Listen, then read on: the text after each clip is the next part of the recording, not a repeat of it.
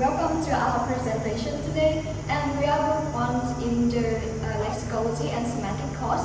There are 5 members in our group, which is my name is Robert Uyên Trang, Nguyễn Thiên Hương, Nguyễn Trọng Thành, Nguyễn Thị Quỳnh Trang, and Phạm Thị Minh Diệp.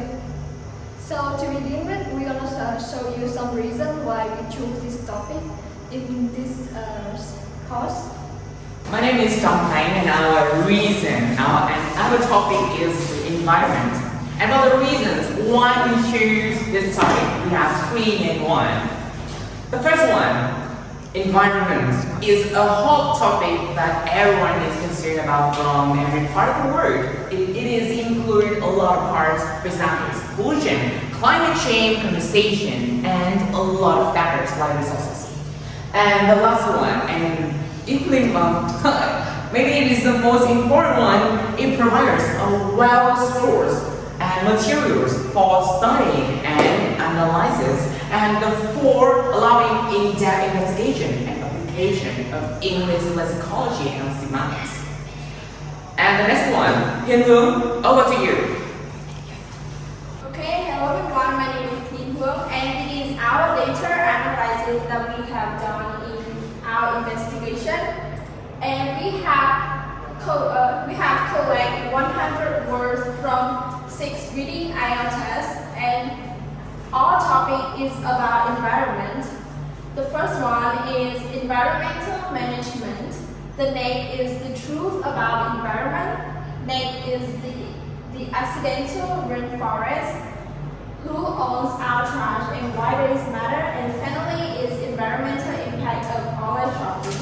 And from these 6 reading IELTS tests, 100 words has been collected, and they have the level B2 to C2. And it is our tables of analysis. And let me take some words to do example. The first one is the word exploitation. The component is exploit and sufficiency. And sufficiency, which means added to verbs to pronounce throwing action or condition.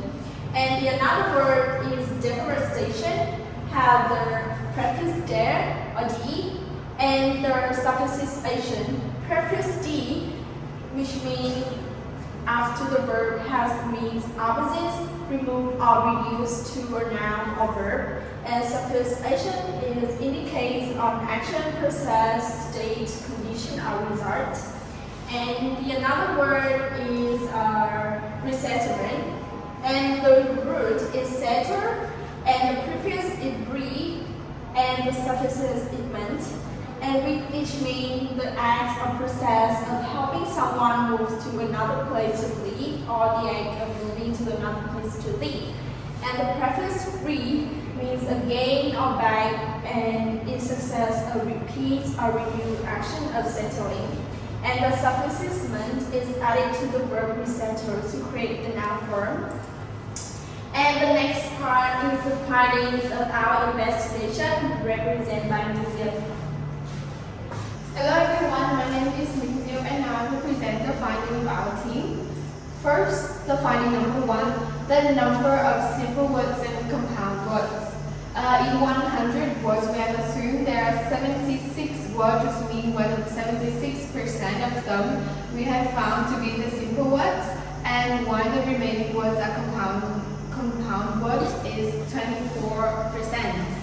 And the second finding is affixes rate in simple words. Out of the 76 simple words we have found, 65 of them contain affixes, which account for 85.5%, and only 11 words are the pure origins, making up like 40.5% without affixes. And the third finding is affixes rate in compound words. Out of the 24 simple words we have found, there are 54.2% have affixes, which is 30 of them contain affixes, and 11 words are the pure origins, making up like 45.8%. And the final findings, number 4, rate of suffix and prefix contain to total words contain affixes. There are 65 simple words that contain affixes and 30 compound words that contain affixes, resulting in total of 78 words containing affixes out of 100 words we have found. Out of these 78 words, 51 contain suffix and 19 have both suffix and prefix, and only 8 contain prefix only. These findings provide a valuable insight into the distributions and patterns in affixes within the analyzed words. The prevalence of affix, particularly for suffix in both simple and compound words, underscores the significance in the vocabulary associated with environment issues. Next part is implications and suggestions. So, as the research findings and suggested, there are a significant number of words that have affixes. So, they are really important for us to know the method to learning is to improve our vocabulary acquisitions. And the first one is some methods that learner of English can study to improve their learning. So the first one, depending on the level and the experience the student has, so I have divided them into 2 groups. The first one is the student who do not major in English. So there are 3 main methods that they can apply to improve this. The first one is read and look up unfamiliar words to find out their meanings and origins. So they can help them to understand how different affixes change in a word. Moreover, by writing it down, they can improve their vocabulary backgrounds and their meaning. The second one is you learn affixes through the context clues. So by reading a lot of text and some, paragraphs, they can improve their learning of the affixes and how it's transformed in different contexts. The third one is to understanding the word families. For example, by knowing the word growth, they can know the affixes read. It means that it's doing it again, so they can know the words regrow. It means that something grows again. And the second one is for students who do not major in English. So there also have 3 main methods. The first one is explore different types of affixes.